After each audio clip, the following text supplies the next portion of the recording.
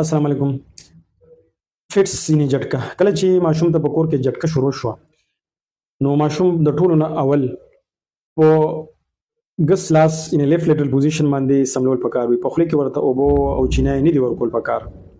که د ماشوم ډیره زیاته تبه وي نو هغه ته کول سپنج ورکول پکار وي، یعنی بنده کپړه په سر او په خو ولا کې خودل پکار وي.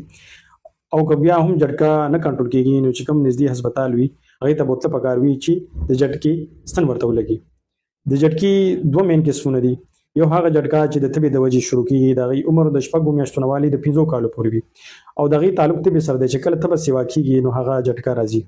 هغې کې عموما د جټکو د دوایي ضرورت نه راځي، خو که ماشوم ته تبه شروع کیږي نو په وخت باندې ورته بروفین یا پیناډال شروع کول پکار وي، او که مسله ډیره وي نو نږدې ډاکټر ته خول پکار وي چې په وخت باندې د تبې علاج وکړي. دویمه د مرګي مسلې وي، یعنی اپیلیپسي. د هغې د راتلو مین وجه د دوای کې که قضایي راشي نو د هغې د وجې راځي، یا بعضې خلک دوای د خپل سایډ نه بند کړي، د هغې د وجې ماشوم ته بیا جټکه شروع کیدی شي. که کوم ماشوم ته اپیلیپسي یعنې د مرګي مسله وي نو هغې ماشوم ته دوای په ټایم ورکول پکار وي، او که عمر یې سیوا وي او ډرایوینګ کوي او ګاډي چلوي نو هغه ورته نه دي ورکول پکار. د اوبو نه د اور نه چې لرې ساتل پکار وي.